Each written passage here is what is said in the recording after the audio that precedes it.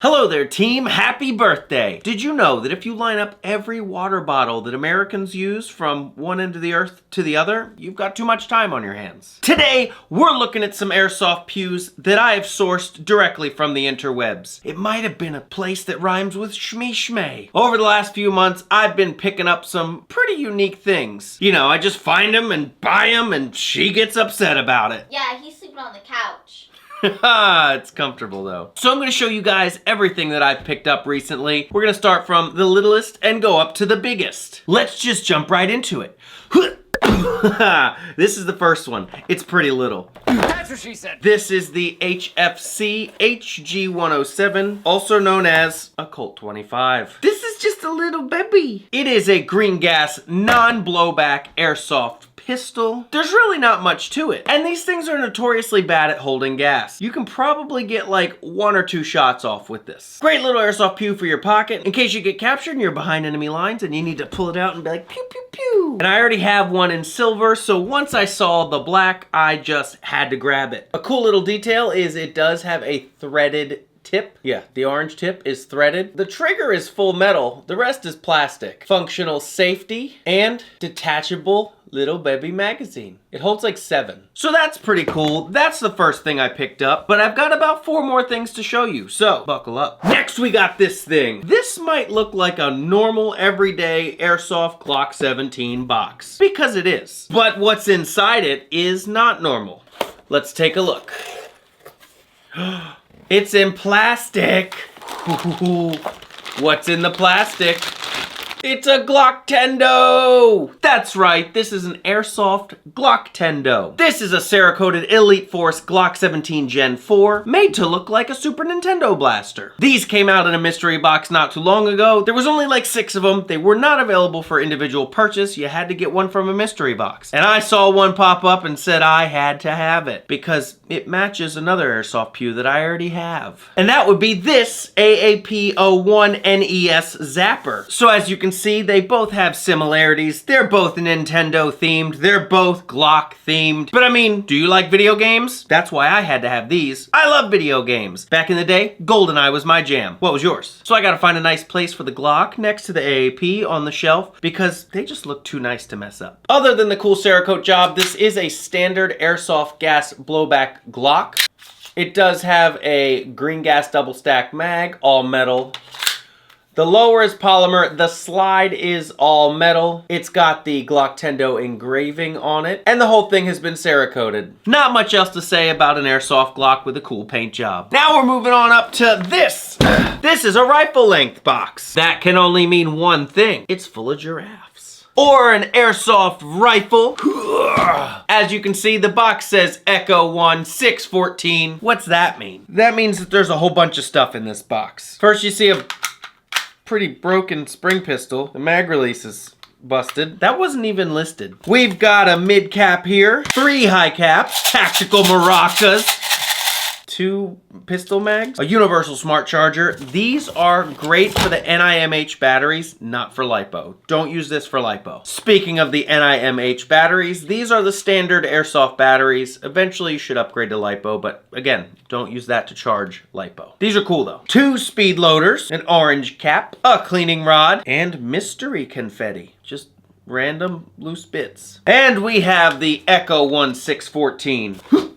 This is actually one of the first Airsoft 416 models that was out there. Obviously doesn't have trademarks, so that's why they call it the 614 instead of the 416. It's just backwards.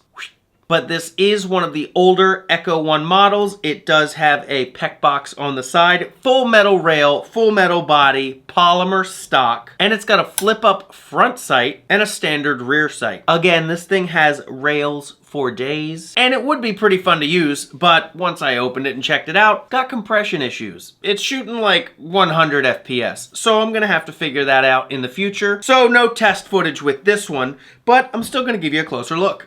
I really like the look of this. On the side, it says Echo, and then it says Echo 614. The whole thing is metal, and it's pretty high quality. A lot of rail space, and there is the PEC box, which is where your battery goes. As you can see, it's wired to small Tamiya right there on the side for the PEC box. And I would be pretty excited to use this, so hopefully once I get it figured out, I'll get some gameplay with it. I didn't really know it was going to come with all of the additional stuff, but hey, that's a bonus. Maybe I can figure out what's wrong with this. I always like spring pistols, and it comes with 2 mags. Just the mag release is stuck up.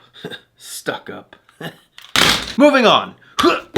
This is one of my more favorite airsoft pews that I've procured recently. If you've been a viewer of this channel for a certain amount of time, you may have already seen this once. And that's because I really enjoy it and they don't come up often. So when I saw this one, I knew I had to snatch it up. And what am I talking about? This is the AR-57. That's right, it's a P90 but in AR form. This is one of the more unique airsoft guns you can come across. It's basically an M4, right? It's got the mag well here and everything. Wrong. Because if you take a P90 mag and click it on top, then you got an AR-57. This is a top-fed airsoft mag. You got the P90 mag on top. It pushes the BBs down instead of up like an M4 mag would. And when you're done, you press this mag release back and there you go. It does have some rail space for an optic on top and on the front here. So on either end of the P90 mag, you've got a little bit of rail. The M4 mag, well, doesn't really do anything. You can put an M4 mag in it, but it won't feed or anything. You can just carry a buddy mag there, which is cool because they included 2. See, it does go in,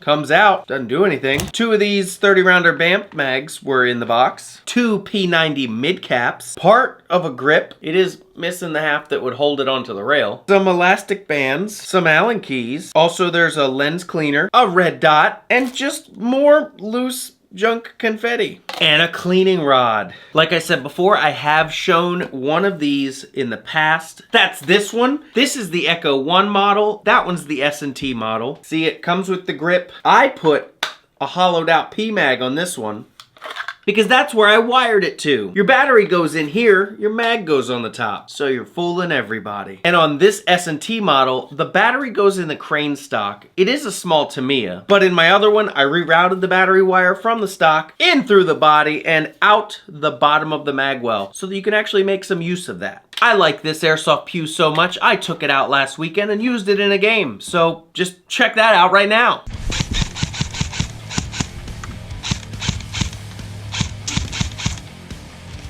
Dang.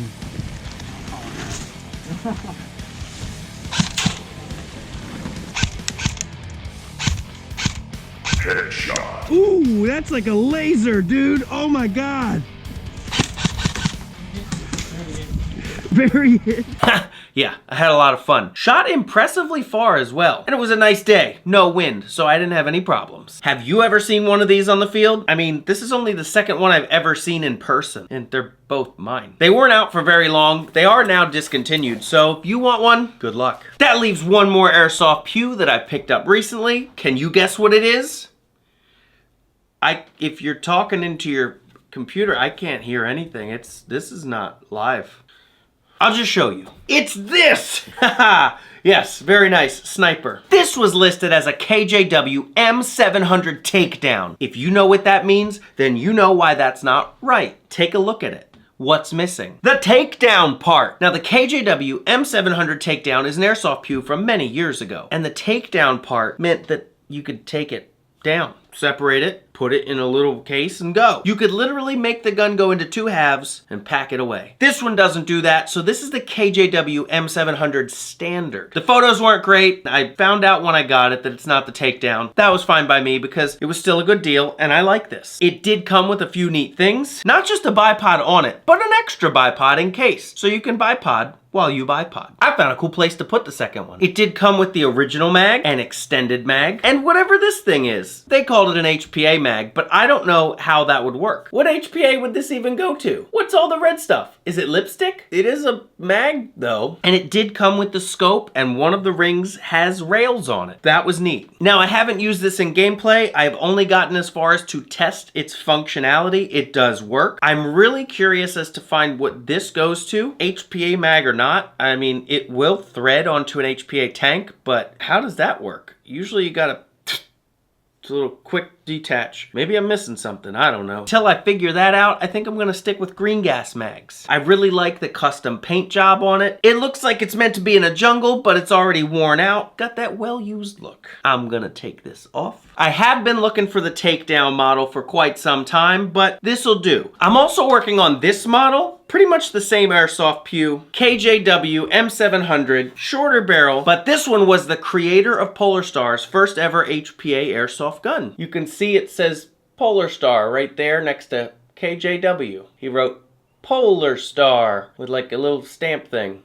This is currently non-functioning, but I'm working to bring it back. It's gonna take some parts. Maybe I'll have to get into the world of airsoft sniper gameplay. Would you watch some of that? Maybe I'll do a members only video. I'll have to get good. All right, so that was all the stuff that I picked up recently. Some pretty unique finds. I don't pick up just anything anymore because, well, I've got like 1,000 pews. It gets a bit repetitive. I gotta find the cool stuff. Which one was your favorite? Let me know in the comments below. I know which one mine was. All 5. What was your favorite? The Nintendo Glock.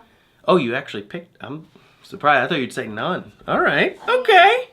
Glock Tendo. All right, everybody. Well, since you watched this far, you're gonna have to prove it by leaving a comment down below. And that comment will be the answer to the question that she's already thought of. What is that question? We're creating a time capsule. Not really. What would you put in it? Okay, in this hypothetical time capsule, what are you dropping in to be opened in 50 years? What would I put in? One of my cool shirts. Let us know what you would put in a time capsule to be opened in 50 years. I want to see some good answers down below. That means we're at the Members of the Week portion. That's when I pick somebody that has signed up for our members program down below. And I announce them and put their name right here in lime green. And that person is Gazberg. All I had to do to pick that name was go to the secret members only video. Every video has one. It's just behind the scenes bloopers and stuff. We also hang out and play card games. It's very hush-hush. Then I looked through the comments on that video and picked somebody that stands out. And that was Gazberg. Congrats, you're the member of the week. Woo! All right, everybody, thanks for watching this crazy video. Like this video if I made you laugh because I'll do it again. Find me on all the socials. Instagram has cool pics. And don't forget to eat all of your cereal. Don't leave any floaty bits in the milk. I will see all of you next time. Oh man, I didn't think to hit the camera with anything. Guess I'll just have to sign off like normal. Psych, Matt!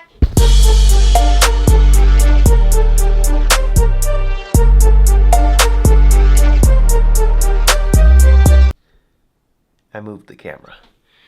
Now it's back.